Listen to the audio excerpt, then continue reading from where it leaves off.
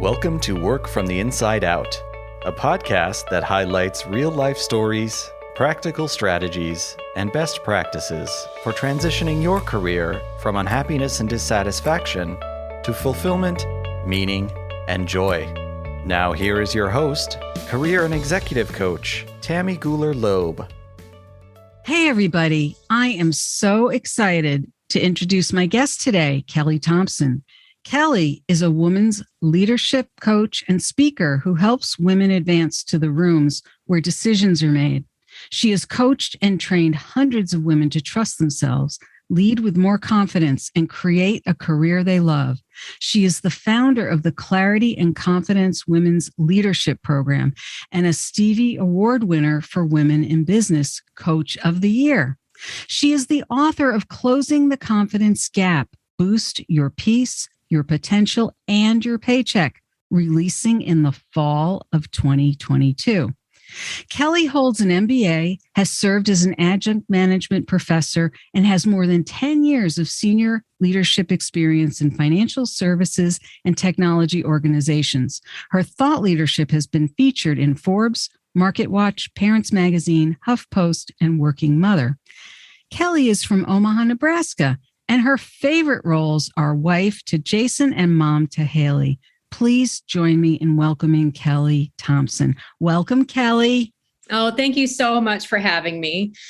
So happy to have you here, Kelli. So, Kelli, as you know, I'm Work from the Inside Out. We like to start at the beginning because we all started somewhere, and it often informs in some way or another how we evolved over the years. So take us back to the beginning and tell us a little bit about yourself. Oh, sounds good. So if we really want to start from the beginning, I think we should start from a picture that I'm looking at. I'll describe it for you listeners as I'm wearing a little Catholic schoolgirl uniform, a little jumper, and it's plaid and it's green and navy. And so if anybody went to a private school and had to wear a uniform, you might be flashed back to that day when you know what it was like to, early on in your life, be told there's just some rules that we're going to abide by around here. And one of the first rules I learned was what you wear to school and that your skirt must be past your fingertips. Otherwise it was too short. And so, as a little snippet into early me, but early me was I grew up in a small town in the Midwest. Like I said, I went to a Catholic school where my parents were teachers. And, I grew up in a really kind of sheltered environment. Everybody was Catholic.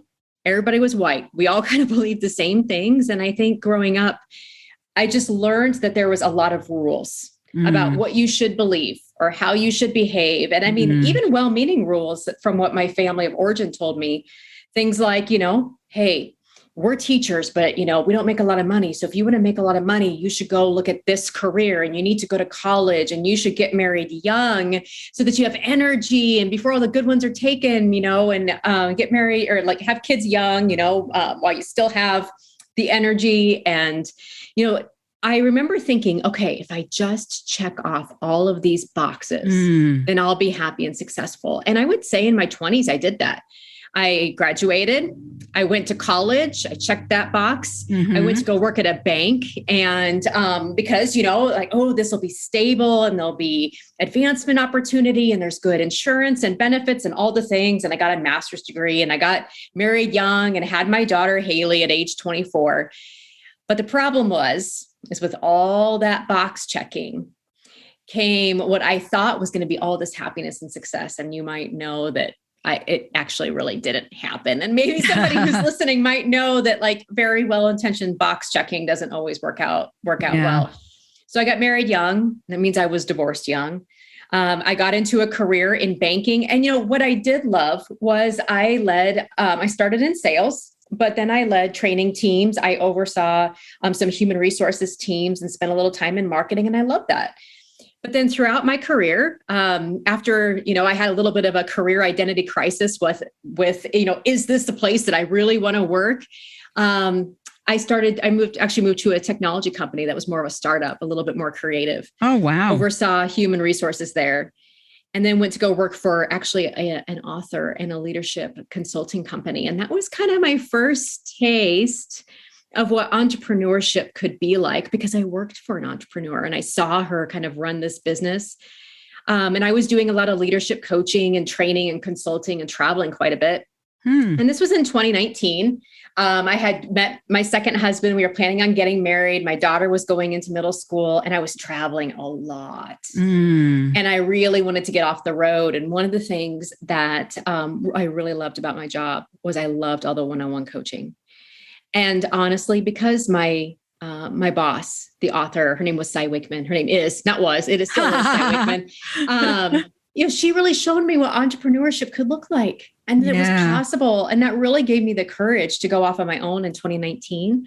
And so I've been running my own leadership coaching practice ever since. And now specifically, and maybe we can talk about it, but during the pandemic, I pivoted a little bit and I exclusively focus on helping women in the workplace. And so that's where I started. And here we are today talking with you. So that's quite a trajectory from that childhood of, kind of almost like you could say coloring inside the lines, right? And you did everything right the way you were told. And I think a lot of us, did that, however we were raised, right? That we kind of followed kind of a linear path, right?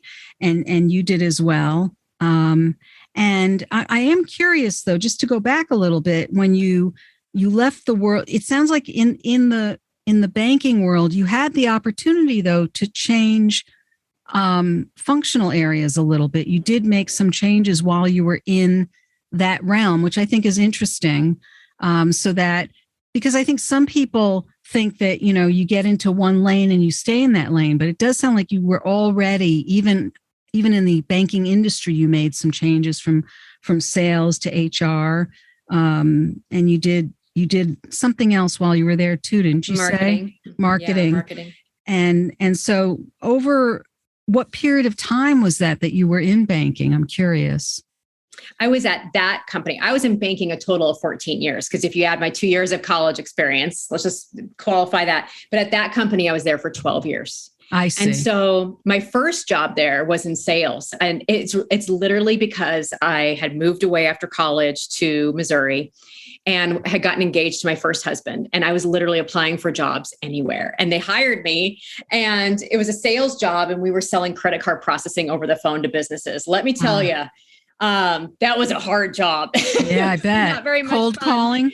Oh, it was cold calling. I mean, my first job in a high school was at McDonald's, and this job was worse than the McDonald's job, because you're so right. It was cold calling and selling, and you're selling credit card processing, and you're talking to businesses, and you're getting hung up on it and all the things. But what I did love about that job was, one, I was surprisingly good at it, but two, I loved it when they would set new hires with me. And I just really found that energy. Like, I always wanted the new hires to sit with me. I loved helping them. I loved sitting next to them. I loved listening to their calls and then kind of coaching them when they got off. And so then when a sales trainer position opened up, I was like, ooh, I really want that. That was kind of my first hint that like training and educating and coaching like gave me energy. And so, I spent about 2 years as a sales trainer, and then I moved over to human resources, and I was like a human resources generalist. I, hired people and did kind of the benefits and that sort of stuff. And then I went into human resources training. So that's when I started to develop like onboarding programs for more like the general company, more human resources related leadership development. And then I managed a training team, a functional training team in the bank as well. So this was over the span of about 12 years. My last 2 years at the bank, I got bored about every 18 months to 2 years. And so that's where all these job changes would happen. And it was the last 2 years of the bank that I reached out to a friend in the marketing department. And I'm like, I've always been fascinated with marketing. Yeah. Like, what do you got? And so I did my little tour of duty through the marketing department as well. It's interesting though, to hear about even all of those little pivots and changes that, you can learn a lot about how to navigate a career in that way and the way you did that. And then how did you go from banking to this technology startup? How did that evolve? So one of the pivots that I made that probably didn't go as planned was the marketing pivot. So in banking, I loved human resources. I loved training. I loved training and development. Banking, I was in banking during the 2008, 2009 recession. So I've seen one, as some of us have. But banks are very highly regulated environments. So I had a lot of ideas. I was a very creative person, and I was often met with a lot of, well, we got to run that through compliance, or that's not compliance approved. And again, there's nothing wrong with that. That's literally just who they are. And so I then decide, okay, well, maybe I'll go to the marketing department. And what I realized was that company and I just didn't share the same values. Great, upstanding company. I highly recommend a lot of people go work there, if that's the environment they want. I was really looking for an organization who was ready to put their dollars behind their learning and development budgets, because that's what I was passionate about. I value creativity. I wanted to try stuff and do it without running through 6 layers of approvals. And so, once I started to recognize that, like, this is a great company with great people, but there's just a values mismatch that we're not going to rectify here, and it's no one's fault. I needed to start to find an organization that was more in line with my values. And so that's where I set out, and I looked for organizations who valued what I valued. I see. Do they have a learning and development budget? Do they have a people budget? Are they creative? Are they willing to let me come in and test and learn and try things, maybe break something once in a while? And I kind of knew that banks and insurance companies probably wouldn't be that, but just because of their nature, but that maybe I should look for a more flexible, fast-growing technology company. And so I found one in Omaha where I'm at, and it was a great fit. I loved working there because our values were so similar. I knew what I was getting. They knew what they were getting with me. And I oversaw human resources there and some learning and development functions. And I loved working there. You knew what you wanted. You knew what you were looking for. It wasn't like you said, oh, I'm going to find a technology company, but you knew that you had to look for a different kind of industry than where you were, maybe something not quite as regulated. Obviously, the startup world usually is more flexible in terms of who they're going to hire, because they're more in that, beginner's mind kind of thing. And you knew the kind of let's say mindset the organization needed to be in, and you knew what to look for. So that really was part of your formula. And then in moving from that environment to then working with this author entrepreneur, how did that translate? How did that transition occur? Curious about that. This is a wonderful serendipitous story. So early in my career at the bank, we brought in this leadership consultant. And I always like to say this was before she was famous. She had just left corporate herself, and she came in and she did this leadership training. It was called reality-based leadership. And, it was mind blowing in the approach. And that's the name of her first book, is Reality-Based Leadership by Cy Wakeman. Just taught me a totally different way of thinking about leadership and management, and learning to really check my own stories and question my thinking, and, who to work with and how to, lead change, those sorts of things. So I met her when I was probably 26 years old. And her and I just kind of stayed in touch because I was always in training. And when she was in town, if she was hosting an event, I would go. And then when I went to go work for that technology company, at that point in time, she started offering train the trainers or certifications in her work, where I could go and I could get certified then to teach her body of work. And our organization was very much aligned with her philosophy. So of course I got signed up to do that. I got certified, and I was teaching her work, not only inside my organization, but with our clients. And I was flying out to deliver one of these trainings, these leadership trainings, to one of our clients. And just by happenstance, coincidence, serendipity, I don't know what you want to say, I sat next to Cy on the plane. And so, all these flights to all these places, and her and I are sitting next to each other. And so we started just talking about life, careers, because we'd known each other for almost 10 years at this point. And she started talking about how she wanted to continue to grow her practice. And I was so happy with my company. I had no plans of leaving. I was doing great.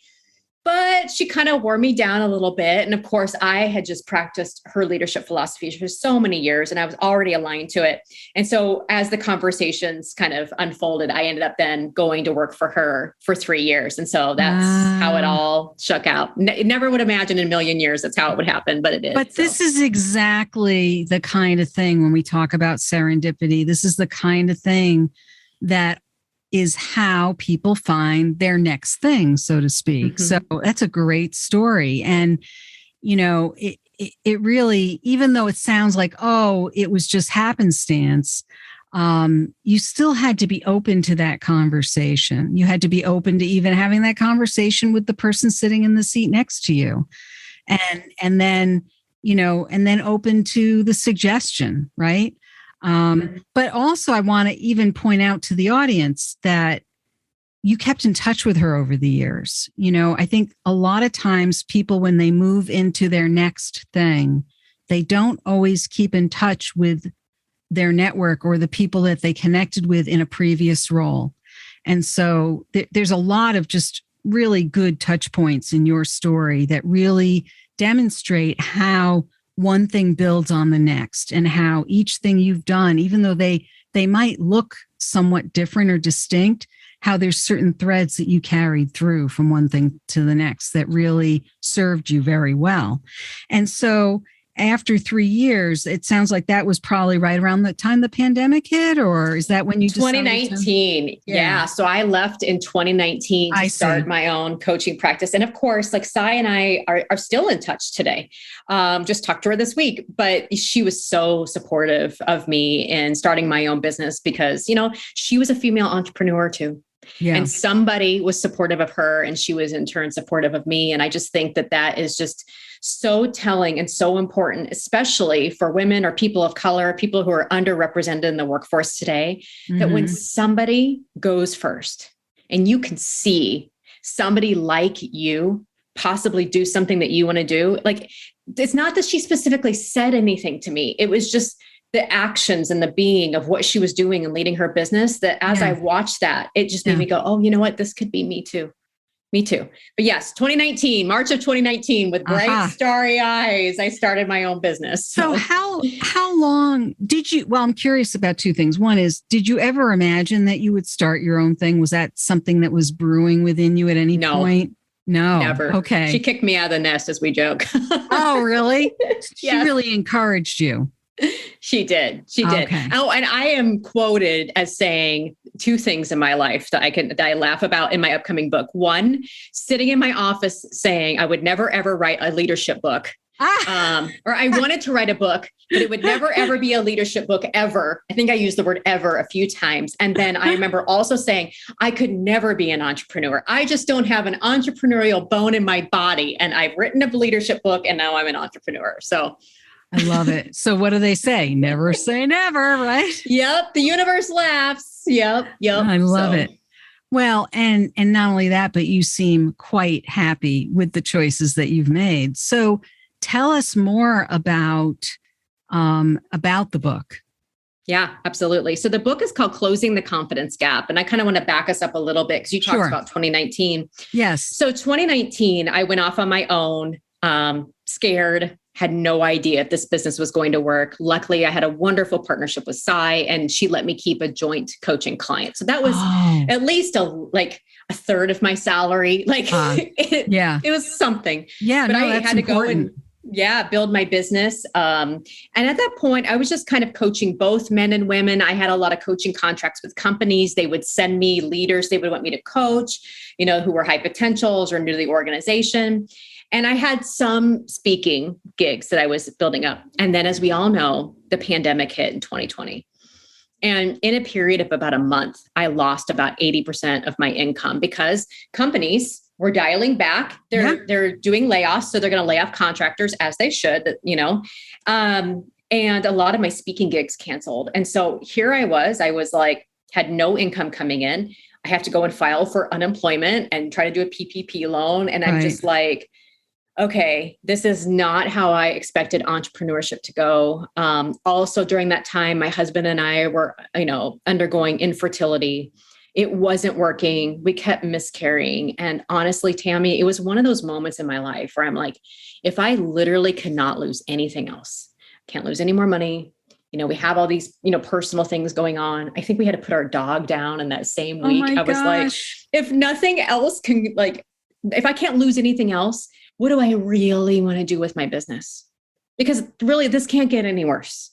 So like, what do I really want? Like, what business do I really want? And one of the things I started thinking about was all of my years in corporate America in finance and technology, where it was very uncommon to see women in leadership. Yes. Now, the technology company that I was in had a female owner and was diverse, but oftentimes the clients we worked with were not that way. So I was still the only woman at the table. And I remember having coaching conversations with my direct reports, with women who would come in. Of course, I'm in HR. We're talking salary. I loved talking with women about doubt, about negotiating their salaries, asking for what they're worth, and just having those conversations about how to be a woman in a male-dominated environment. I could do this all day long, back me into a corner, and I'll talk about it all day long. And I was like, you know what, if I'm going to take a risk in my business because I have nothing left to lose, I'm going to go all in on coaching women in the workplace. And I started pivoting to that in like July, August of 2020. And I haven't looked back since. Like that level of clarity in my business, being clear on who I work with, and I'm passionate about it. I developed the Clarity and Confidence Women's Leadership Program. And this is how it relates to my book. But that was a women's leadership program where I sat down and I said, okay, I know how to create and develop training programs. I've done this my entire career. I want to create and develop the women's leadership or the training program that I wanted in corporate America, like that will address all those issues that women used to come into my office for and want coaching on. And so the Clarity and Confidence Women's Leadership Program talks about how to drop the rules that your family or your culture of origin or your company told you to follow, right? That I opened up the podcast with. We talk about how to own those things about us that sometimes people don't like because of our gender, like direct, assertive, bossy, or too sensitive, and how to lead with those as your gifts. You know, we talk about doubt, imposter syndrome, speaking up in the workplace. I teach them a lot about how to trust themselves, trust your gut, and make decisions trusting your gut. And so that became the program. And then after about a year and a half of that program running, it was kind of like an aha. I was like, I want more people to have easy access to this. And I was like, oh, this is my book. This is the leadership book that I said I would never write. And so the book is called Closing the Confidence Gap: Boost Your Peace, Your Potential, and Your Paycheck. And it really is kind of the written version of my women's leadership program that I offer publicly. And I also offer it inside organizations as well. And so it's basically the book it's the course in print. So. Oh, I love that. We'll have that all 1st. Available in the show notes for sure. And when this airs, the book will be coming out right around that time. So, because we're speaking before the book comes out, but it's so exciting. November 1st is the day. So exciting. It sounds wonderful, and it is definitely needed. So tell us about the leadership program a little bit more. This is something you offer in organizations, and is it something that you also offer to the general public as well? I mean, are there individual women who can also jump in and take a program if they just want to support themselves in that way? Absolutely. So there's three ways I'm offering it right now. So the first way is I do have a public course. I ran it in the spring. I'm unsure if it'll run this fall just due to the book. You'll know probably at the time, but yeah, in the spring. So think spring, it's public. Anybody can join. Lots of times women are investing their own dollars or their company's stipends because they're like, I need development on the topics that matter to me, and not jumping into all the old school standard leadership development programs. I have 2 organizations that have brought me in-house. They're like, we want to make a commitment to developing our women leaders in cohorts where it's safe to talk about women's leadership issues. And that's where, I mean, there's so much research that shows that like when people have a cohort-based experience with like-minded individuals, it creates a lot of psychological safety. So I have a company that's bringing me in, and then I'm also partnering with like a women's leadership organization. Oh, nice. And we have like a one-day version of it that their organization members go through. So there's lots of different ways, but kind of the core content is similar. Right. So, and I'm sure people can learn more about that if they go to your website and they can see what's available and when. That's great. Absolutely. Oh, so needed. And then you also do some one-on-one coaching as well, right? Yes. Yep. Absolutely. Yeah. And I have a lot of women who want to come and they just need that one-on-one guidance. Either they've hit a career crossroads like I did, And they're like, I just don't know what I want to be when I grow up. I thought I knew, but no, I don't. Like, I get it. And then I have a lot of women too that come to me who have kind of been promoted to that rung of the ladder where they start to go, oh gosh, am I really capable?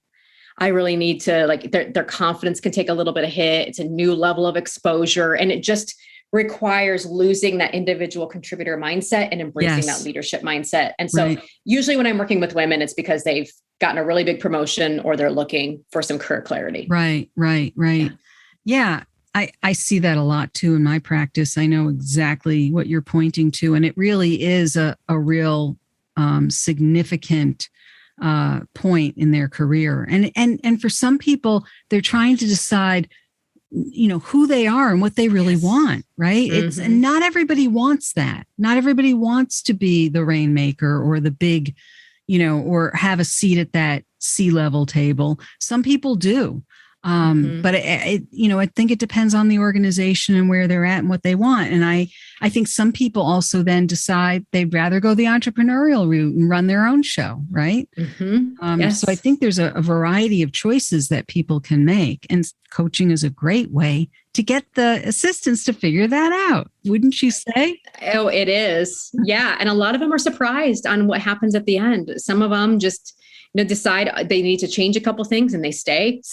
I had a client the other day that never thought she'd be in entrepreneurship. She quit. Now she's an entrepreneur. And then I have some that do change careers. And I think it's just about openness to the process and, just letting what needs to be will come out. So, well, it sounds like there's some very exciting times ahead too, with the book coming out. So we know what's next. The book is coming out, and I'm assuming there may even hopefully, hopefully the pandemic will be calming down enough. You'll be able to do some events around the book and some speaking. I have a question for you that I like to ask all my guests, and that is, what would be a key piece of advice that you would give someone who is thinking about what's next for them in terms of making a transition, if they're thinking about either maybe switching industries or just trying to decide what's next? What would be one key piece of advice you might offer them? My advice is always trust yourself, trust your gut. But I want to be more specific because I think sometimes in our modern society, we don't slow down enough to really know how our bodies tell us yes and no. So let me be more specific. If you are thinking about making a career change, I want you to start noticing your energy. Every day, notice what gives you energy. What makes you geek out? Where do you have little moments where you just feel like a little kid and you're like, oh, this is so exciting, like what comes easy for you? Just start to notice, because those are really big clues as to what might be. Just like I said in the beginning of this podcast, when I was having some of that career stuff, I had to go back and be like, wait a minute, like my energy is always the highest when I got a chance to have a new hire sit next to me, right? Those were those little clues that I loved training and educating and coaching. So trust your gut. And to take that a layer deeper, you can start by noticing your energy. Like what gives you energy is probably some really big clues as to what the right next career step is for you, and what drains your energy. If it feels heavy and like, oh God, they want this from me, it's probably a clue to go a little bit deeper and maybe give some pause and say, you know what, maybe even though this looks good on paper, my body's just telling me it's not for me. Yeah. And it's funny how you say, notice the little clues, because we think of them as little, but those little clues are really powerful if we pay attention to them, right? Because when we notice those little clues, they take us to a place that can be so spot on for us.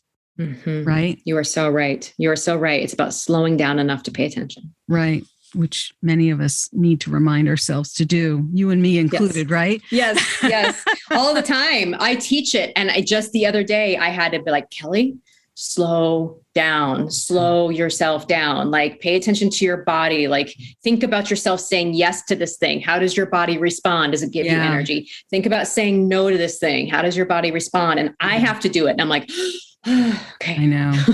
I do that to myself all the time. I say, wait a minute, you're a coach. What would you say to yourself? I know. Oh yeah. I know. So Kelli, before we wrap up here, is there anything else that you want to make sure that our audience knows about what's happening in the fall with your book or as you're going forward, so we make sure we include this in the program? Absolutely. Yeah, I think the best place to stay tuned to all the things is just go to my website at kellyraythompson.com. I'm Kelli with an I, Yes. Ray with an E. And then all my social handles are usually Kelli Ray Thompson. I'm on Instagram and LinkedIn. And let's just stay connected with the conversation. The book launch is exciting. And then there'll be opportunities, whether it's in a group program or one-to-one, to work with me or bring me into your organization. So I do a lot of team training with the Enneagram. That's a whole other podcast, but I'm in organizations a lot doing Enneagram work too. So it's all on my website. Okay. All right. Very good. Well, all of that will be in the show notes, so people will have no trouble finding you. I want to thank you for being here today. This is really, I love the trajectory of your career and how you moved from one thing to the next. Thank you so much for sharing your story. Oh, thank you so much for having me, Tammy. I hope you enjoyed my interview with Kelli Thompson. It was really interesting to speak with her and learn about her background and all her professional transitions. What is your key takeaway from our interview? If you're interested in any of the resources mentioned in today's podcast, you can find them in the show notes on my website at tammygoolerloeb.com/podcast. Just look for episode 187. Are you anticipating your next professional move? Perhaps you're feeling a little stuck, not sure what direction to look in. Check out my award-winning book, Work from the Inside Out, Break Through 9 Common Obstacles and Design a Career That Fulfills You. It's available in print and ebook editions through my website, Amazon, Barnes & Noble, independent bookstores, or through your local library. If you were inspired by this episode with Kelli, please share it with your friends and colleagues.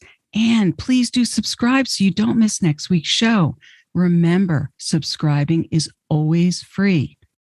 If you're enjoying the podcast, I'd really love to read your review on Apple Podcasts. It's easy to find through my website at tammygoolerloeb.com/podcast. Just click on the Apple Podcast button and follow the instructions provided there. Thank you so much for listening. And remember, it's never too late or too impossible to increase your sense of fulfillment and satisfaction in your work and other meaningful activities. Let me know how it's going for you. I'd really love to hear from you. Bye for now. Thank you for listening to the Work from the Inside Out podcast. For more information, you can find us at www.workfromtheinsideout.com.